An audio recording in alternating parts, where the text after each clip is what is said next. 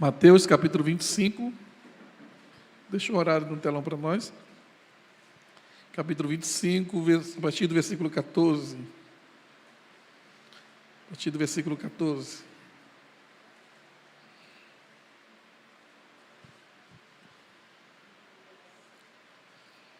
Veja aqui, só para nós entender. Depois a gente volta para o 14. Semelhante a 10 virgens que pegaram suas candeias e saíram para encontrar-se com o noivo. Veja que ele vai contar aqui no capítulo 25 várias parábolas. Então ele começa dizendo que o reino dos céus será, pois, semelhante. No versículo de número 14, aí ele diz, e também será, quer dizer, o reino dos céus também será como um homem que, ao sair de viagem, chamou seus servos e confiou-lhe os seus bens. E a um deu 5 talentos, a outro 2, e a outro 1, e cada um de acordo com a sua.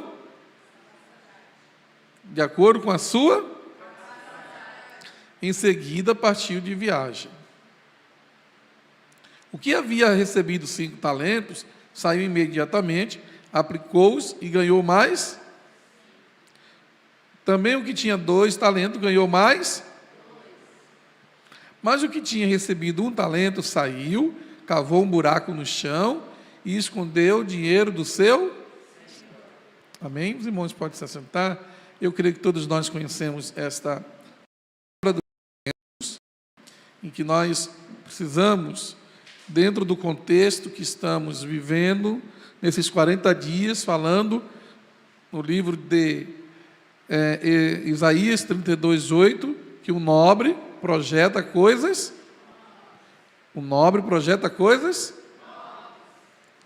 e pela sua nobreza permanece em pé.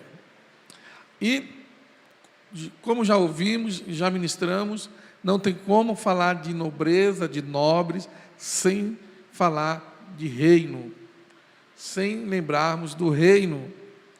E Jesus nos mostra aqui, no capítulo de número 25, em Mateus, que o reino de Deus. Então, ontem, como disse a pastora, ouvimos uma palavra tremenda a respeito exatamente disso. Nós temos que nos lembrar que não é só salvação. Eu sou salvo, amém. Nós temos que ter a mentalidade de reino. O que é a mentalidade de reino? É entendermos que o que nós estamos vivendo aqui hoje vai ecoar na eternidade. Uma vez eu ouvi o pastor Silas pregando e ele falando, que, irmão, no céu vai ter trabalho. Aí alguns crentes já não querem ir para o céu. Porque nós fomos ensinados de que no céu vai ser aquela coisa meia, sabe? Não, irmão. Terá ação. O céu é lugar de trabalho. Jesus disse, eu trabalho até agora e meu Pai trabalha também. Amém? Então me ajuda a pregar, diz aí para o irmão que está ao seu lado, no céu tem trabalho para você. Porque nós achamos que o céu é uma aposentadoria. Nós achamos que no céu é uma aposentadoria, é o paraíso que nós queremos ficar, é a praia que queremos viver eternamente. Veja, ele diz que o reino dos céus será semelhante. E aí, a partir do capítulo 25, ele vai falando várias parábolas de como é o reino dos céus. E aqui no versículo 14, ele diz que o reino dos céus é semelhante a um homem que, indo para longe, foi o que Jesus fez, deixou os seus discípulos, se tornaram apóstolos, e subiu novamente aos céus. E, chamando-os para perto de si, deu a cada um dos seus mais próximos talentos. Talentos esse que é conforme a sua capacidade. Amém? O que eu aprendo com isso, irmão? Não queira a responsabilidade, o brilho que outra pessoa tem.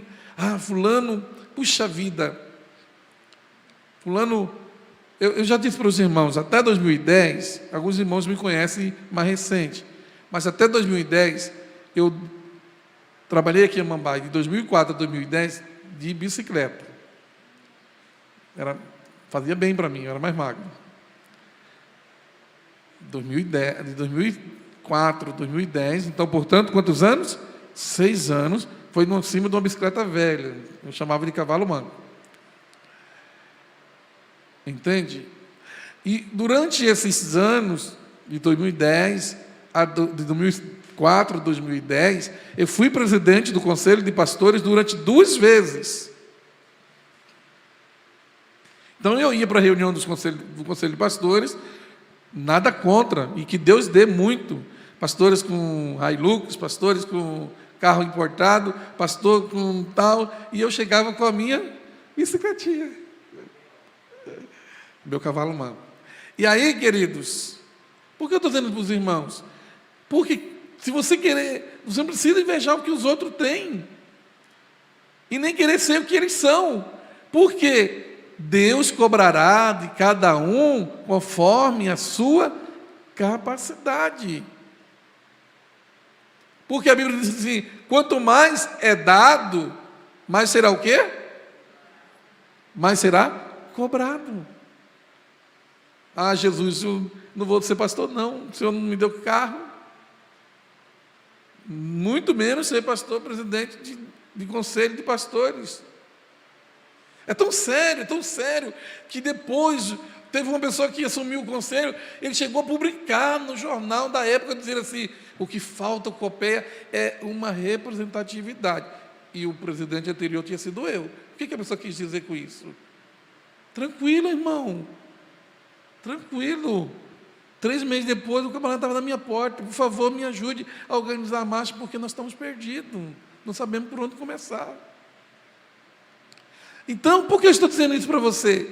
Porque na parábola dos talentos, ele nos ensina, e a primeira regra que nós temos que entender é que ele deu a cada um conforme a sua capacidade. E a capacidade não é o que aparenta ser, porque alguém pode estar com um carro novo, mas está devendo para um banco. E aí você fica com inveja, você besta, fica com inveja do camarada que está andando de carro zero, mas você não sabe que o banco liga 25 horas por dia para ele. Então, irmãos, eu e você precisamos entender que a cada um foi dado conforme a sua capacidade.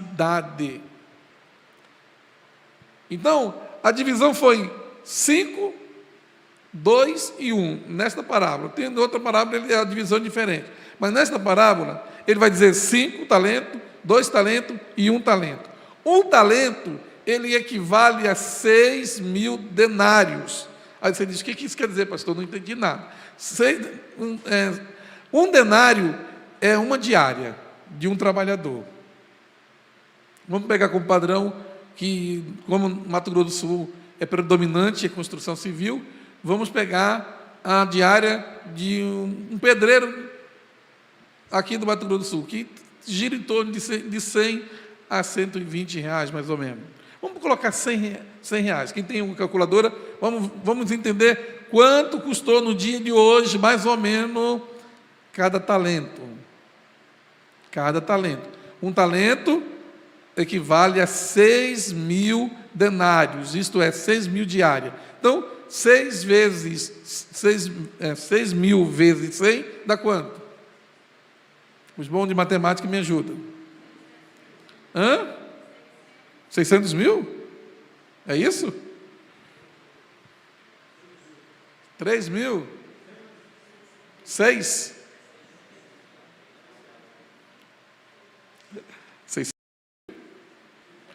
6 mil? Não, desculpa, 6 mil vezes 100. 600 mil. 6 mil vezes 100. 600. Agora eu pergunto para os irmãos. Vamos lá. Quantos de vocês aqui hoje, se ganhassem os 600 mil. Não estou falando, porque um ganhou 5.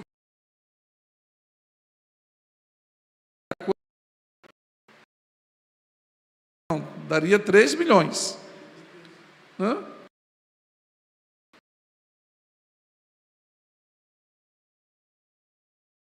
Milhões.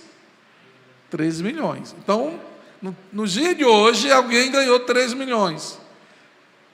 Mas vamos lá, o que ganhou só um, ele ganhou 600 mil no dia de hoje, pensando na diária de pedreiro, pagando ainda barato. Tá? Porque dependendo do profissional, a diária custa R$200, 250, sim ou não? Dependendo, nós estamos pegando o que é mais comum em nosso meio.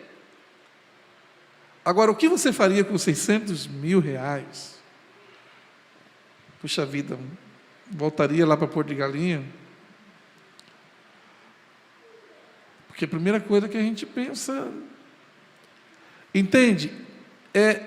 Cada um foi dado conforme a sua capacidade, mas havia um propósito. Havia um propósito. Qual era esse propósito? Primeiro, entender que o que tinha na mão dele não é dele, é do seu Senhor, então ele não podia gastar. Segundo, eles tinham que trabalhar com aquele dinheiro para poder render, e quando o seu Senhor voltar, prestar conta para o seu Senhor. Então, a parábola dos talentos, ela nos mostra que Deus, irmãos, Ele olha para nós pela sua infinita graça e misericórdia e espera atitudes nossas. Não tem como desculpa de dizer eu não sei fazer nada, porque você pode tentar até se encaixar em algo e nesse algo você trabalhar e crescer e fazer com que o nome do Senhor seja glorificado. Na parábola do talento, ele nos mostra que não é a quantidade. O que teve 5, não, ele tem que trabalhar mesmo, eu só ganhei 1. Não é isso.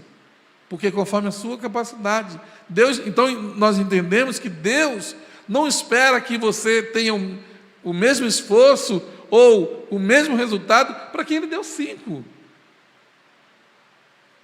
Deus entende e Ele respeita as nossas limitações.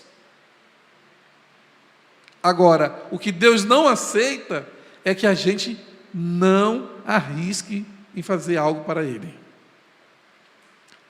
Conforme a leitura, a um deu 5 talentos, a outro 2, a outro 1, cada um de acordo com a sua capacidade, em seguida partiu de viagem. No versículo seguinte, o que havia recebido 5 talentos, saiu imediatamente, aplicou-os e ganhou mais 5. Então, ele teve um ganho de 100%. O que tinha 2 talentos, ganhou mais 2 talentos.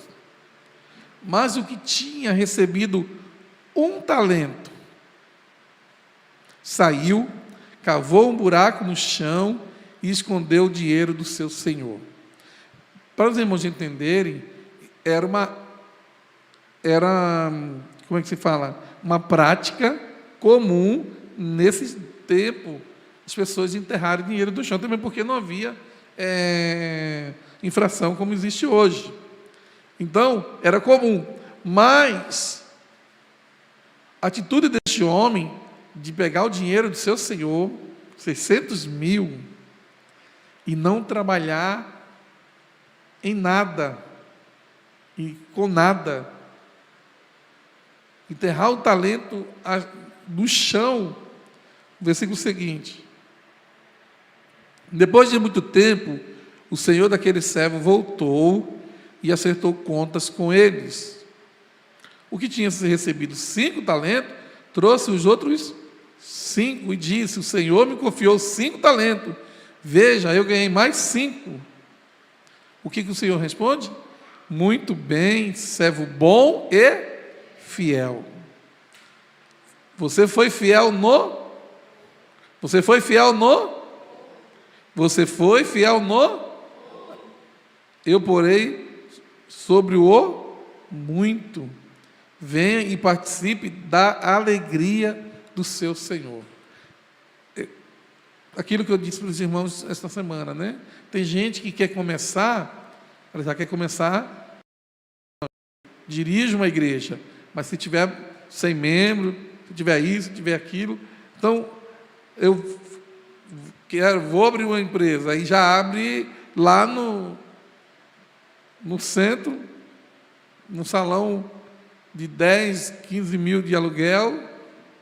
Então, obviamente que, dependendo do negócio, das suas condições, a gente começa sempre devagar e conforme as nossas condições. Servo bom e fiel. Você foi fiel no pouco. Nós ouvimos tanto essa semana sobre isso. Fidelidade ao Senhor. Fidelidade no pouco.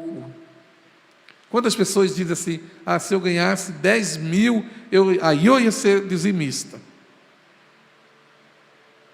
Agora, se não consegue dizimar em cima do que ganha hoje, com 10, 20 mil, ele já começa a pensar: o que o pastor vai fazer com esses 2 mil? Entende? Porque não foi fiel no pouco.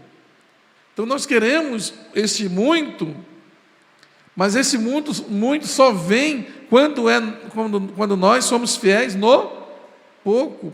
Lá no livro de Ageu,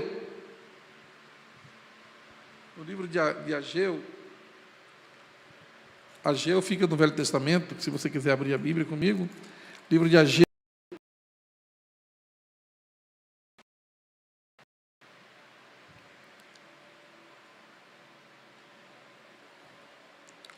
versículo 2. Assim diz o Senhor dos Exércitos: este povo afirma, ainda não chegou o tempo de reconstruir a casa do Senhor. Por isso a palavra do Senhor veio novamente por meio do profeta Ageu. Acaso é tempo de vocês morarem em casas de fino acabamento, enquanto a minha casa continua destruída? Agora, assim diz o Senhor dos Exércitos: vejo aonde os seus caminhos levaram. Quem veio ontem entende do que está sendo falado hoje. Vocês plantaram muito e colhido. Os irmãos estão me acompanhando? Vocês têm plantado muito e colhido. Vocês comem, mas não se bebem, mas não se vestem, mas não se. Aquele que recebe salário, recebe-o para colocá-lo numa bolsa. Assim diz o Senhor dos Exércitos: vejam aonde os seus caminhos os levaram. É simples, irmão, porque tem pastores, tem igreja, né? Inclusive amigos que já passaram por aqui, que eu sei que se você não é um dizimista, se você não é um verdadeiro fiel, se é obreiro, sai do quadro de obreiro, se tem oportunidade da igreja, cortar a oportunidade, mas aqui eu prefiro ensinar a palavra, não que eles não ensinem, mas que o Espírito Santo trabalhe na tua vida. Agora, eu gosto desse versículo, porque ele diz assim, assim diz o Senhor dos Exércitos: vejam aonde os seus caminhos os levaram. Não, você acha que você está bem dessa forma, recebendo você recebe num saco furado? Continua: suba ao monte para trazer madeira, construa o templo para que eu me alegre e nele seja glorificado, diz o Senhor. Vocês esperavam muito, mas eis que veio pouco. E o que vocês trouxeram para casa, eu dissipei com um assopro, ou com um sopro. Veja só, tem coisa que a gente diz assim: é o diabo. Não, vamos fazer campanha de oração, porque o devorador. Eu sei que algumas pessoas tem dificuldade até de congregar comigo, porque eu não gosto de espiritualizar tudo. Porque eu aprendo com a parábola dos talentos que não adianta você espiritualizar tudo. Deus espera de nós atitudes. E aqui em Ageu ele nos mostra isso claramente, que poderia um profeta levantar e dizer assim: o teu diabo está entrando na tua finança, tem um demônio comendo o teu dinheiro, e não é. Quem que está soprando no dinheiro, no pouco que ainda ficou? Vocês esperavam muito, mas eis que veio pouco. E o que vocês trouxeram para casa, eu dissipei com um sopro. Quem foi que deu esse sopro? E por que o fiz? Pergunta o Senhor dos Exércitos. Por causa do meu templo, que ainda está destruído, enquanto cada um de vocês se ocupa com a sua própria casa. Então, quando nós deixamos de ofertar, nós deixamos de dizimar, porque senão vai faltar na minha casa, nós temos que ler o livro de Ageu e aprender com Ageu, porque nós deixamos de crer que o Senhor é o Deus da provisão. Continuando, por isso, por causa de vocês, o céu reteve o orvalho, e a terra deixou de dar o seu fruto. Olha como uma pessoa incrédula acontece na vida dela e acaba atingindo tudo. Nos campos e nos montes provoquei uma seca que atingiu o trigo, o vinho, o azeite e tudo mais que a terra produz, e também os homens e o gado. O trabalho da mão de vocês foi prejudicado. Então, no capítulo 2, ele vai nos ensinar exatamente o que devemos fazer, que é nos envolver com as coisas do Senhor. Então, amados, no capítulo 2 de Ageu, versículo de número 8. Ageu 2:8. Olha o que ele diz. Vamos ler todo mundo junto? 1, 2, 3. Tanto a prata quanto o ouro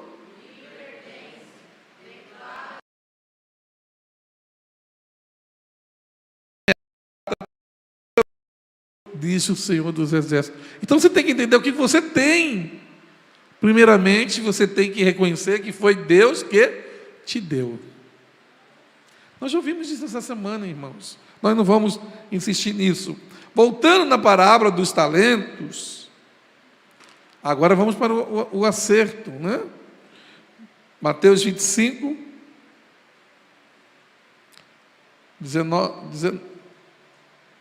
19. Muito tempo depois, o senhor daqueles servos voltou e acertou conta com eles, que tinha recebido 5 talentos, trouxe hoje 5, e disse: o Senhor me confiou 5 talentos, veja, eu ganhei mais 5. O Senhor respondeu: muito bem, servo bom e fiel, você foi fiel no pouco, eu porei sobre o muito, venha e participe da alegria do seu Senhor. O que nós aprendemos aqui, irmão? Deus se alegra com o nosso crescimento, em todas as áreas. Deus se alegra Deus não é aquele Deus mau, carrasco, que está com um chicote, com ponta de osso na ponta do chicote, para nos chicotear e que você tem que fazer. Não, Deus, Ele se alegra. Deus é Deus de alegria, e Ele se alegra, porque Ele diz assim: vem e participe da alegria do seu Senhor. Continua a leitura. Veio também o que tinha recebido 2 talentos e disse: o Senhor me confiou 2 talentos, vejam, ganhei também mais 2. O Senhor respondeu: muito bem, servo bom e fiel, você foi fiel no pouco, eu porei sobre o muito. Mais uma vez ele repete: venha e participe da alegria do seu Senhor. Então, se nós não tivermos essa visão de reino, o que é a visão de reino? é que nós precisamos, nós estamos falando, são 40 dias falando sobre nobreza. Se nós não tivermos essa mentalidade de nobre, de que nós podemos crescer na graça, no conhecimento, que nós possamos prosperar na terra, financeiramente, espiritualmente, materialmente, nada disso é pecado. Agora, o que é pecado é crescermos sem as bênçãos de Deus. Por questão de ética a gente não diz nome, mas nós conhecemos pessoas que diziam assim, né, usava até como referência alguém da família, dizendo, não, eu não vou ser dizimista, porque fulano está tão bem e não é dizimista. Só que, meu irmão, as coisas mudam muito, muito rápido. E que não tem a proteção de Deus na sua vida, que não tem gratidão para oferecer a Deus, porque dizimar é você ser grato por aquilo que você já recebeu. Ninguém dizima daquilo que não tem. E lá em Ageu mostra claramente que o sopro de Deus é rápido. Então, irmão, é importante eu e você entendermos isso. Temos visão de reino. O que você vai fazer na eternidade?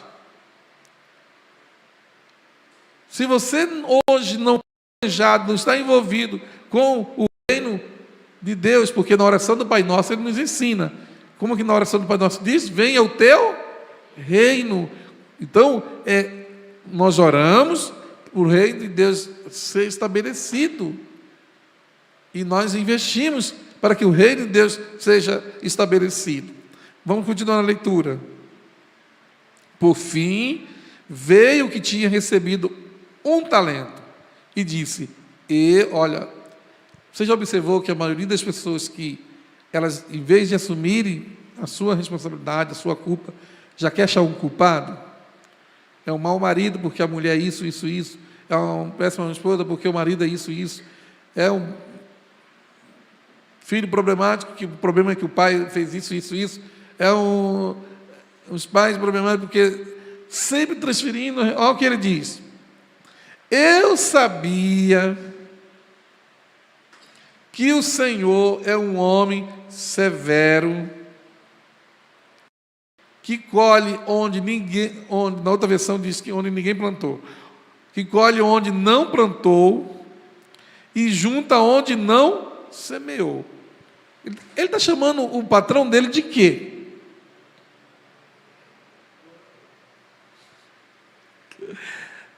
Que você, no lugar do patrão desse moço, o que você pensaria ele dizendo isso? Não, eu sei que você colhe onde não planta. Que você junta onde você não semeou. Está chamando o patrão de quê? Oi? Foi assim que nasceu Karl Marx. Por isso, tive medo, saí de o seu talento no chão. Veja aqui, está o que pertence ao seu Senhor. Veja aqui, está o que pertence ao Senhor. Não, fiz um favor para você, eu não perdi o que você me deu. Só que Deus não quer que a gente perca o que Ele nos deu. E também não quer que a gente fique parado com o que Ele nos deu. Ele quer que nós tenhamos atitude em trabalhar com o dom que Ele nos deu.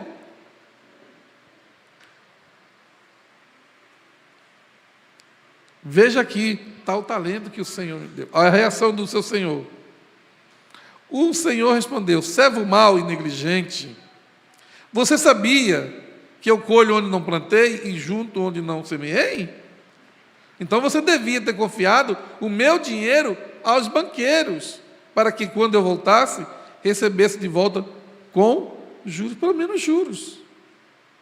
600 mil no banco ia render, mesmo que a poupança esteja pagando muito pouco, mas ia render um dinheirinho para o homem. Agora, veja só, irmãos, Por que a reação? Porque nós temos que entender que isso aqui é uma linguagem espiritual. E agora, eu disse agora há pouco que nós não podemos espiritualizar tudo. Como assim nós não podemos espiritualizar tudo? Você querer transferir para Deus ou para o diabo atitudes que são suas. Amém? Olha para esse crente lindo que está ao seu lado, diga, você tem responsabilidade. Amém? Os irmãos estão aqui, diga, eu tenho responsabilidade. Mais uma vez, eu tenho responsabilidade. Então você tem, meu irmão. Não tem como você viver, querer viver. Eu já disse para os irmãos que nós, igual o solteiro diz assim, vou casar porque aí vou ficar livre. Tadinho dele, né? Tadinho dela. Vou casar para me ver livre da minha mãe, livre do meu pai. E é tão triste, a gente conhece histórias tão tragédia, quase deu tragédia, né? Porque vendo a pessoa, ela acha que sofre tanto, coitada, então eu vou casar. Então, irmãos, eu e você precisamos saber que temos responsabilidade, prestamos conta da nossa vida, queiramos ou não.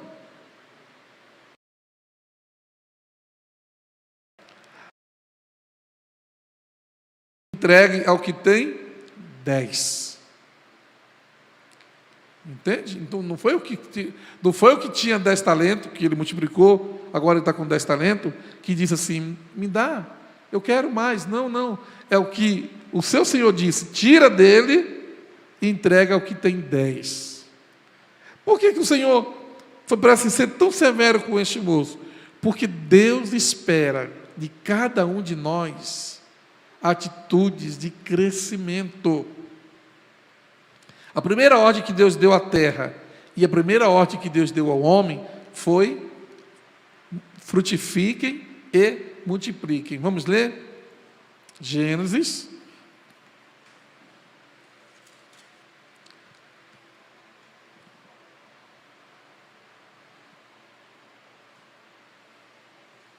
Gênesis capítulo 1, versículo 22.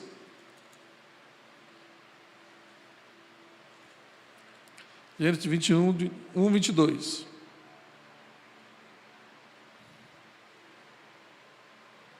Se a gente for olhar no versículo 20, ele já fala.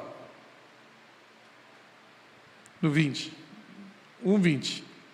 Disse também Deus, encha-se a água de seres vivos. Na minha Bíblia diga produzam. Essa daí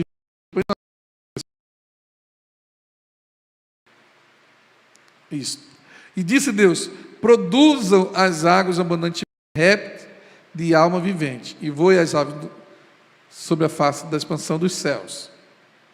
E Deus criou as grandes baleias, todos os répteis da alma vivente, que as águas abundantemente produziram, conforme as suas espécies, toda ave de asa conforme a sua espécie, e viu Deus que era bom. E Deus os abençoou, dizendo, vamos ler só essas duas palavras, vamos juntos? 1, 2, 3. De novo? Frutificai e multiplicai-vos. Espera um pouquinho. Deus não está dizendo assim, agora eu vou fazer em série, igual se faz carro, né? Vamos fazer 10.000 unidades desse carro. Não. Deus fez as primeiras espécies e disse, agora a responsabilidade é de quem? É de vocês. Frutificai e multiplicai-vos. Por quê? Porque Deus não só apenas fez os seres vivos, seja eles animais ou ser humano, como também Ele colocou dentro de nós algo chamado semente. Amém? Por isso, naquela passagem que Jesus chegou até aquela árvore e esperou que ela lhe desse fruto, porque na lei da natureza, e ela estava diante do próprio Criador, ela nasceu com a sua semente. Isso aqui é muito sério, porque da palavra dos...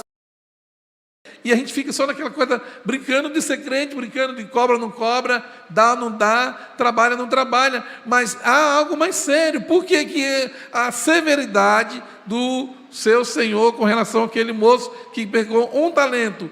Porque Deus está nos ensinando que Ele já plantou dentro de nós a semente.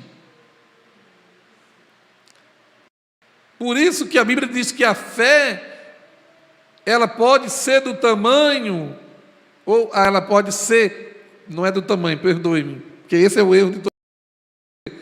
Mas a fé é como um grão, é como o grão de mostarda, não é do tamanho do grão de mostarda, não tem nada a ver com o tamanho. Porque é como o grão de mostarda, porque o grão de mostarda é uma semente menor de todas as sementes.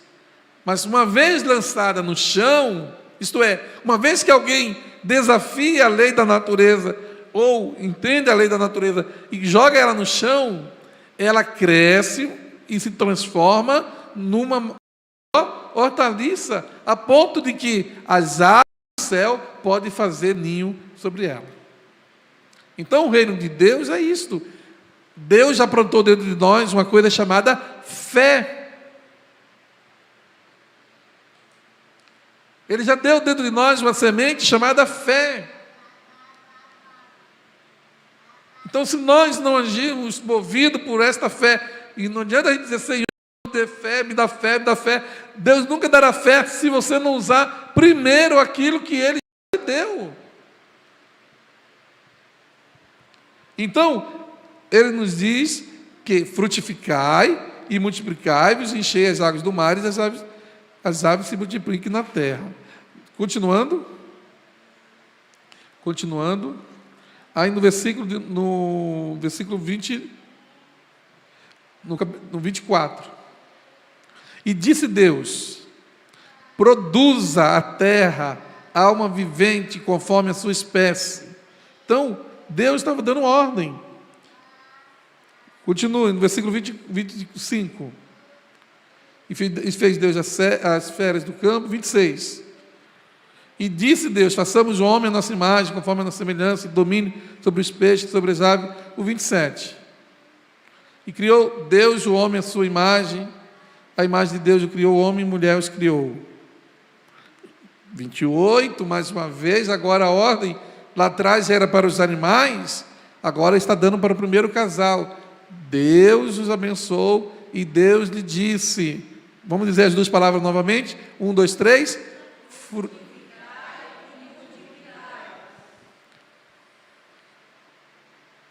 e aí os irmãos entendem do que eu estou dizendo. Deus já deixou a semente dentro. E espiritualmente falando, Deus já colocou a semente dele dentro de nós. Então, por isso que a severidade com relação ao homem que recebeu um só talento. Porque, não, eu recebi só um talento, eu sou um João ninguém, não tem ninguém aqui com o nome de João não, né? Eu não... Não, irmão, em nome de Jesus, você nasceu, criado à imagem e semelhança do Senhor, e o Senhor se alegra quando Ele vê que você está crescendo, que você está se fortificando, que você está gerando coisas novas. A gente fica esperando desse ano de eleição, não é? E a gente acha que o que vai ganhar a eleição vai resolver os nossos problemas.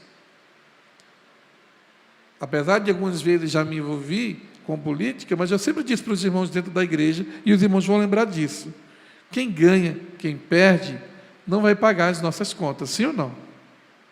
É uma besteira, as pessoas ficam brigando por causa de política. Por quê? Quem ganha e quem perde, não... Quem perde, então, nem se fala. E o que ganha, aí esquece até aonde a gente mora. Então nós, irmãos, eu e você, temos que entender que Deus, é de Deus que nós dependemos. A nossa bênção, a nossa vitória, o nosso emprego, o nosso trabalho, depende do Senhor. Por isso que a nossa relação com o Senhor tem que ser boa e nós continuarmos buscando isso do Senhor, para Ele nos dê graça, nos dê sabedoria, entendimento, para a gente poder crescer. Não é errado.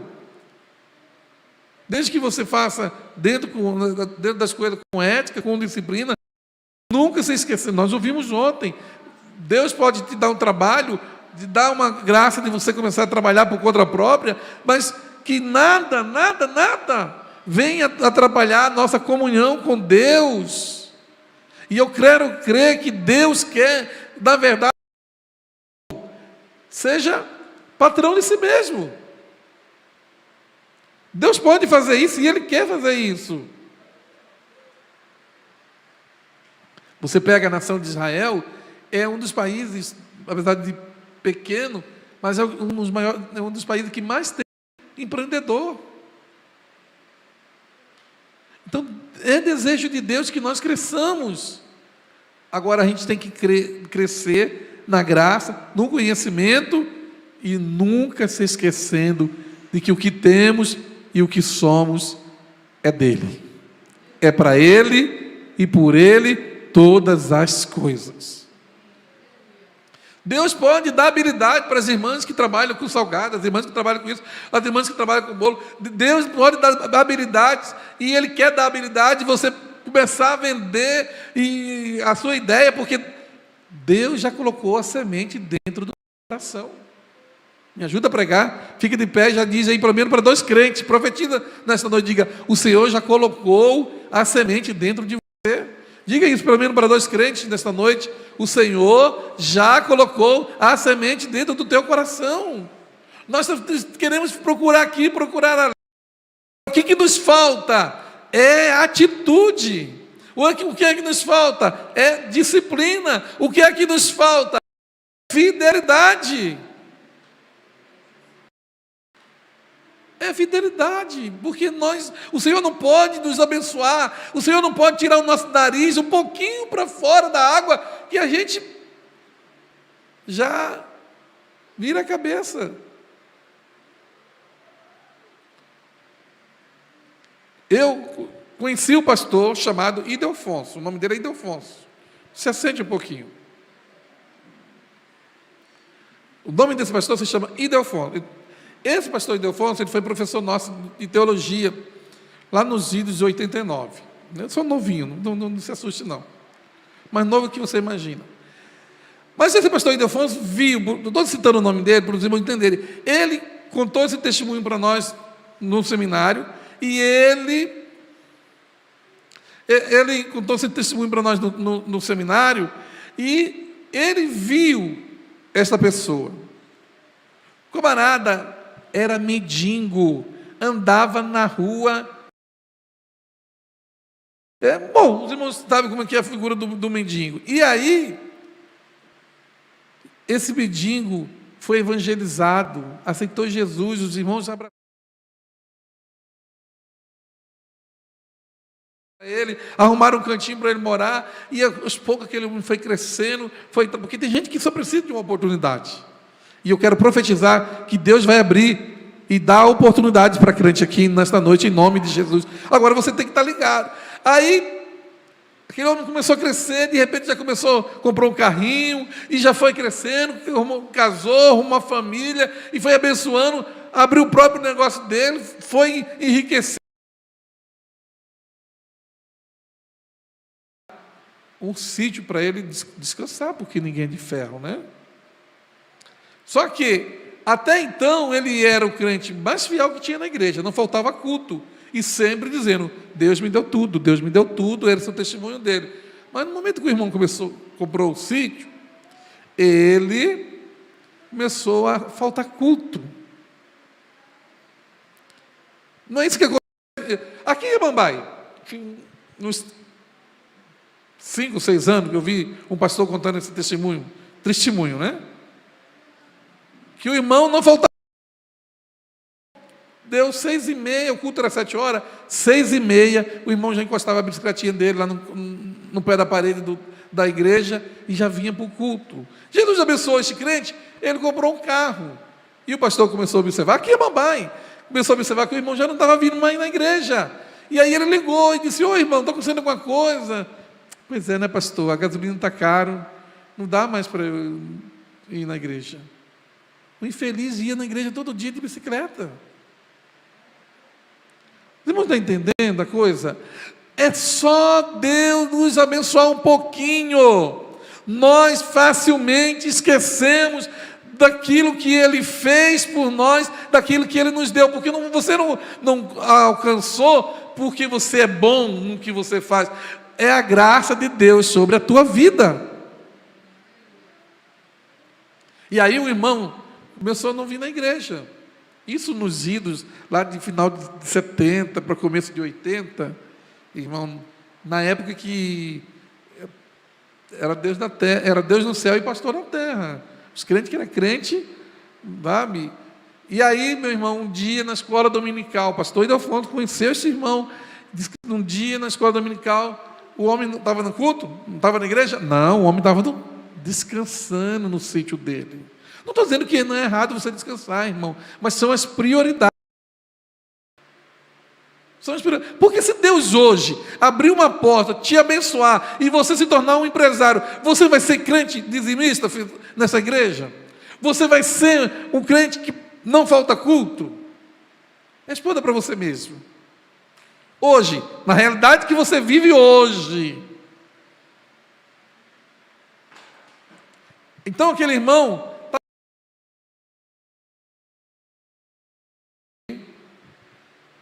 picou a perna dele. E os irmãos sabem que na época não tinha os recursos que tem hoje. Então, qualquer coisa, chama o pastor para orar. E o carro do homem, correram para a igreja, chamar o pastor para orar. E o pastor... Os irmãos, a maioria aqui não congregou com pastores assim. Eu já congreguei com pastores assim.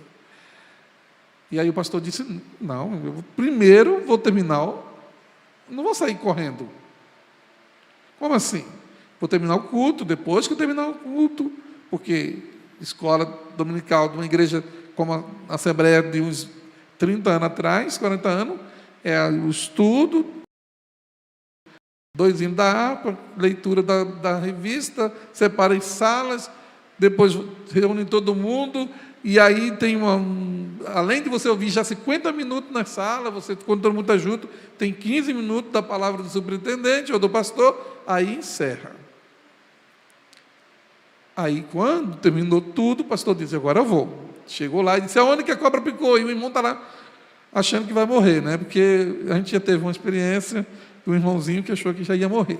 Aí, e estamos lá, o homem deitado na cama e achando que já ia morrer. O pastor perguntou para ele: aonde foi que a cobra mordeu? Qual perna? Aí mostrou. Não sei qual foi, não lembro agora do qual das pernas. Mas se foi a esquerda, aí o pastor colocou na mão dele na perna direita. E orou dizendo: Senhor, quando ele não tinha nada, ele ia para a igreja. Agora que o Senhor abençoou ele muito, ele não está indo para a igreja. Agora manda a cobra para picar esta perna também. Não sei ir, porque eu, como disse para os irmãos, eu já congreguei com pastores assim. Finalizando, aquele irmão, a perna dele, aí que eu citei o pastor Ildefonso, porque o pastor Ildefonso fala que ele pediu licença para a igreja e ergueu a perna que havia sido picada. Ela, depois de muitos anos, ainda era preta. A perna que foi picada pela cobra ficou preta. Não apodreceu, só que em vez dela, ela perdeu, ficou preta. Não sei te explicar por quê. E ele mostrou, porque o pastor Ildefonso conheceu, que então ele se tornou um pregador da palavra de Deus. Você está entendendo? Porque Deus quer abençoar o seu povo. E por que as coisas estão retidas? Por que as coisas estão amarradas? Porque nós não somos fiéis naquilo que Deus tem nos dado. Agora sim, vamos ficar em pé e vamos orar ao Senhor. Deus tem bênção para seu povo, irmão. Não estou pregando uma mensagem porque eu não sou adepto da teologia da prosperidade, mas eu creio no Deus da prosperidade. O que é teologia da prosperidade? É que só prega bênção, bênção, bênção sem responsabilidade. E não é. Agora, você pode pegar todos os personagens do Velho Testamento, todos eram homens que, se não eram ricos, se tornaram ricos. Porque a graça e a bênção de Deus estava sobre a vida deles. Porque foram homens que se tornaram homens tementes a Deus, e uma das coisas que eles faziam era dizimavam daquilo que Deus havia dado para eles. Então, irmãos, eu e você precisamos crer de que Deus quer destravar nas nossas vidas aquilo que está amarrado. Porque os talentos já foram nos dados. Se você crer, coloca a mão no teu coração agora e vamos orar junto. Porque a semente já está dentro do teu coração. Não sei se é uma ideia que Deus vai te dar, está te dando. Não sei se o que Deus quer que você faça. E Deus quer apenas que você creia na sua palavra. Que Deus espera e Ele se alegra quando nós estamos produzindo algo para o reino. E quando eu digo produzindo para o reino, irmãos, não é só a questão de virmos à igreja, de sermos obreiros, de sermos líderes. Não, Deus, eu ouvi uma pregação do pastor Silas explicando sobre isso, muito interessante. Deus precisa de sacerdote, Deus precisa de rei, porque os reis sustentam os sacerdotes abençoam os reis. É um equilíbrio, não é que um compra o outro de maneira nenhuma, e nem deve, mas um abençoa o outro. Então, a unção de Deus sobre a vida de crente se tornar empresário é necessário. Como também é necessária a unção de Deus sobre a vida de crentes que vão se tornar obreiros da casa dele. Então, Deus sempre dará unção com um propósito.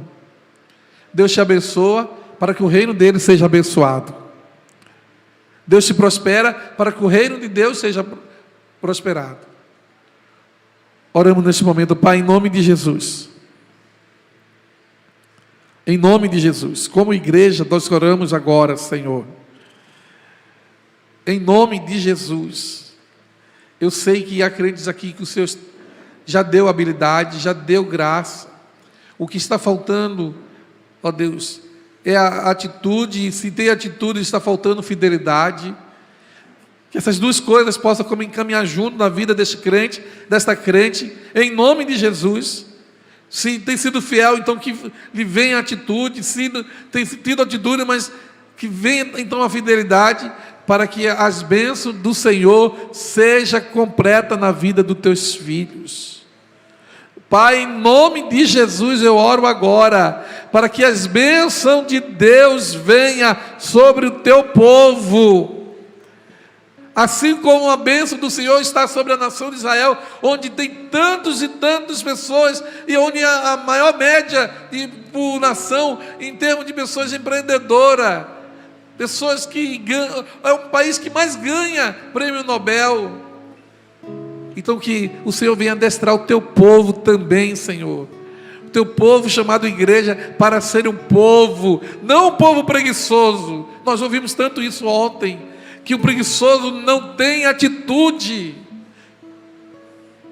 E a preguiça, ela é tão terrível, porque ela não é só apenas na questão espiritual, ela se torna também na questão de vida da pessoa, o estilo de vida da pessoa.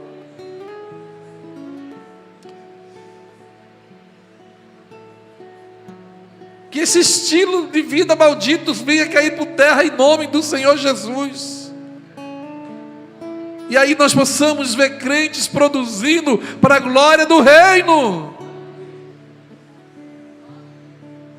Em nome do Senhor Jesus, que crentes possam, Senhor, produzirem aquilo que o Senhor já deu na vida deles, e eles venham crescer, frutificar, multiplicar, e as bênçãos dos céus virem sobre o teu povo. Em nome do Senhor Jesus, ó Deus. Eu creio que o Senhor fará coisas lindas e tremendas, se nós entendermos, se nós obedecermos e se nós formos fiéis ao propósito que o Senhor tem estabelecido nos nossos corações. E então eu oro nesta noite, Pai querido, em nome do Senhor Jesus, seja qual for o sonho que o Senhor já plantou no coração dos teus filhos, seja qual for a ideia que o Senhor está implantando na mente e no coração dos teus filhos, destra as mãos dos teus filhos para a peleja, para esta batalha.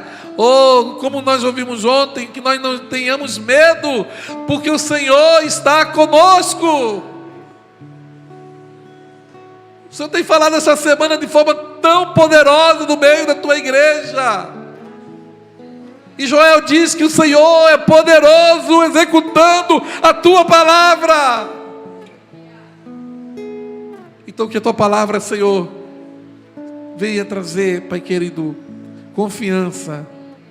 Em nome de Jesus, e teus filhos se levantem pela fé em Ti, crendo de que o Senhor tem o melhor para as nossas vidas. Que nossa solução não está na política, seja da esquerda, seja da direita, seja de A, de B. A nossa bênção está nas Tuas mãos. A nossa vitória vem do Senhor. Mas que nós possamos, Pai, ser fiel a Ti, crendo de que o Senhor fará coisas maravilhosas em nosso meio. O Senhor irá operar proezas nas nossas vidas e através das nossas vidas. Eu creio assim, Senhor, em nome de Jesus. E se tem crente aqui, Pai querido, que tem um dom, ó Deus, do comércio, dê habilidade para ele usar este dom. Se tem crente aqui, Senhor, com dom de produzir algo, dê habilidade para ele esteja produzindo. Em nome de Jesus, que ideias novas venham surgir, porque Salomão disse que não há limites para as ideias novas. Então que o Senhor possa trazer, ó Pai, à tona e aquilo que o Senhor já semeou no coração do teu filho e da tua filha, para a glória e louvor do teu santo e poderoso nome de Jesus, porque o nobre projeta coisas nobres. Então eu creio, Senhor, que o Senhor fará crentes aqui viver esta nobreza para a glória do teu nome, em nome de Jesus. Você pode aplaudir o Senhor Jesus? Aplauda o Senhor Jesus. Aplauda o Senhor Jesus. Aplauda o Senhor Jesus.